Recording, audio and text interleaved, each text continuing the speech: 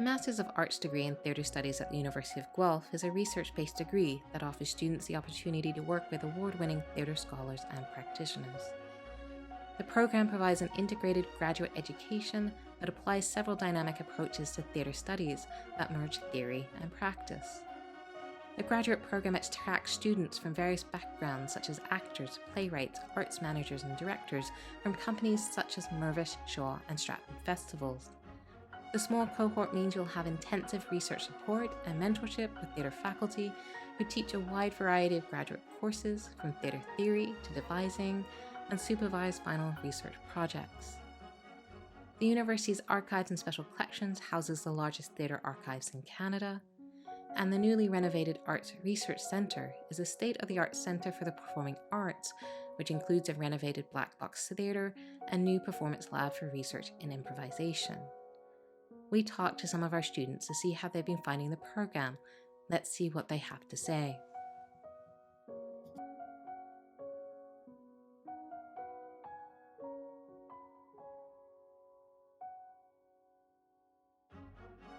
I'd gotten my degree from Dalhousie, and then I worked with a bunch of theater companies out east, and that was really fun. I ended up moving overseas, and I did a puppetry tour, and then a children's theater tour for a European company, which was a blast.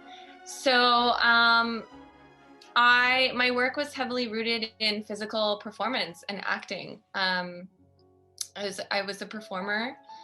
And then I sort of tapped into the directing and writing side of things after I had my daughter. So I had my daughter, moved home to Niagara, and started just self-producing shortly after she was born. I'm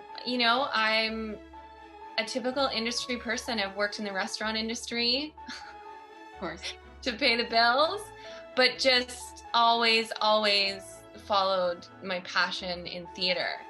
And so I self-produced the Vagina Monologues for a few years in a row, and then I have a solo show that has been in development since 2017. So my solo show, I would say, is my primary focus, which sort of integrates music and theater and both of those art forms. And then when the pandemic hit, I realized it's time to get my master's. And when I left, I worked in theater pretty well for a decade, pretty well straight.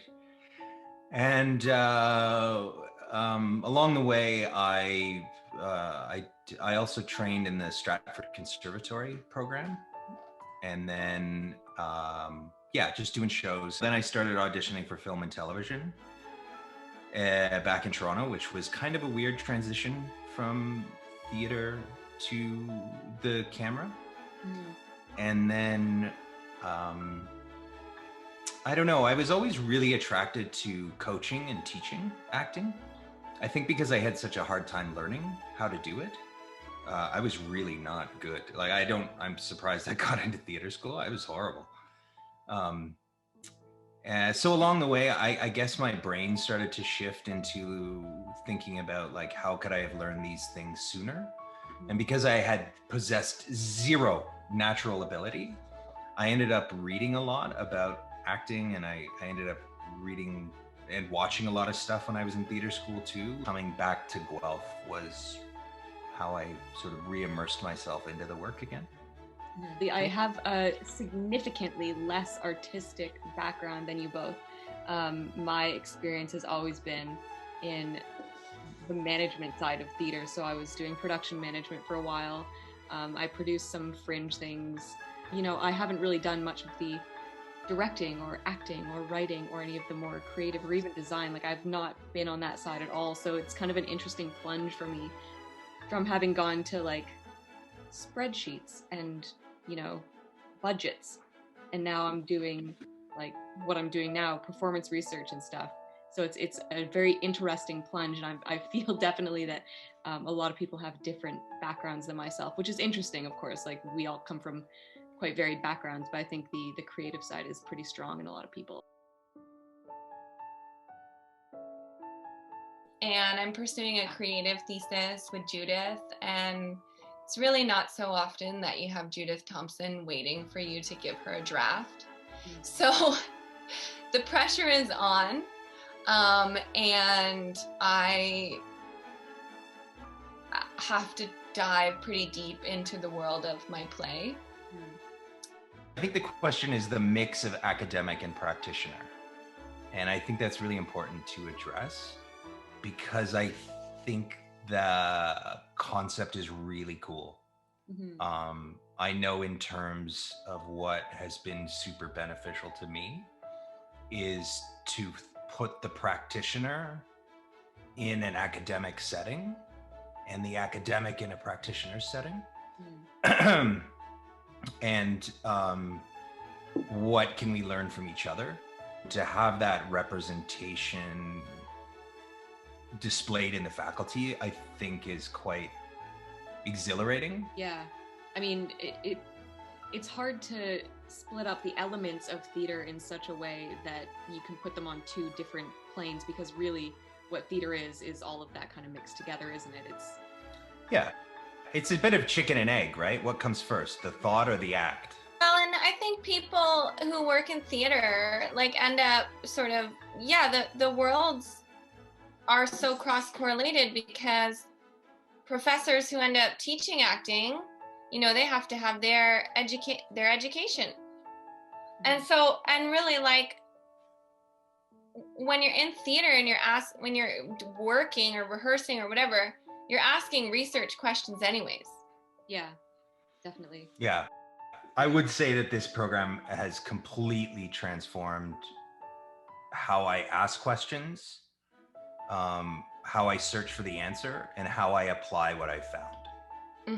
Entirely. It's completely made my analysis of acting has completely open. It's just like a totally transformed some stuff for me when he said, this is how I approach the study of performance. And I mean, he just the ways in which you can approach the study. You can study it, but you can approach. So this program for me has changed the way I move through the world.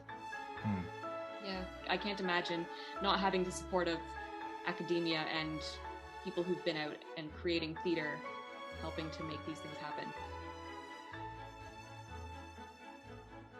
My research is on, I don't know if you've heard of the polyvagal theory. Very shortly, it's basically the mechanisms in our body that create the fight, flight, and freeze responses. So I'm looking at the ways in which practitioners can use that information and the ways in which those reactions are triggered somatically in our bodies, specifically in the case of immersive or participatory productions, and the ways that you can almost orchestrate someone's physical responses. I call it system training. So I'm writing about that and in correlation to system training in regards to sports, like sports psychology, particularly focused on chess. But what I became interested in is not necessarily performance in the traditional theater sense, but I was more interested in the psychology of what it takes to execute a series of actions with a desired result. And the artistic director of the studio that I work at in Toronto is very anti-system, so it's kind of the perfect petri dish to really test this out. My area of, in terms of my work or my life's work, the empathetic relationship between spectator and performer. But I'm pursuing a creative thesis from a play that I wrote in my undergrad, Toxic Masculinity, Society's Failure of Empathy in Young Boys, why these things may happen. Do we go to the theater to grieve? And theater as a platform for preventing these things from happening again and confronting them. So the play explores a lot of different research questions which are rooted in, theater as a platform for social change and empathy. And is the empathetic relationship between spectator and performer enough to empathize with a murderer? And does society expect women to heal? Does society expect men to produce? And why do these things happen? So it's sort of a reflection of that story. It's inspired by that story.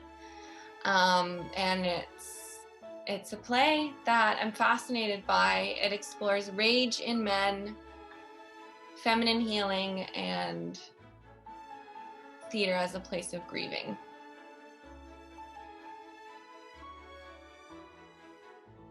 I realized that the way that the MA was structured, I was going to have a lot of control over what I did. And I liked that possibility. Like, hey, you got some stuff up here, you need to learn how to articulate it.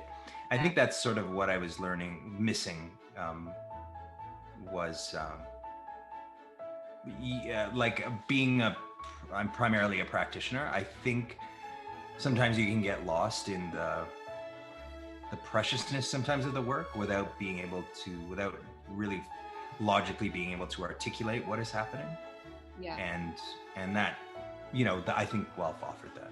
I have my undergrad from the University of Guelph, so I already knew that I loved it as an institution, I guess.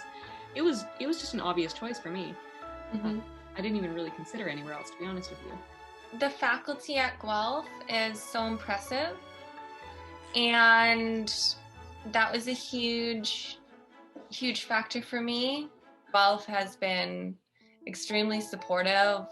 I visited the campus too. Like, it was literally the weekend that the pandemic was, like, it was March 15th.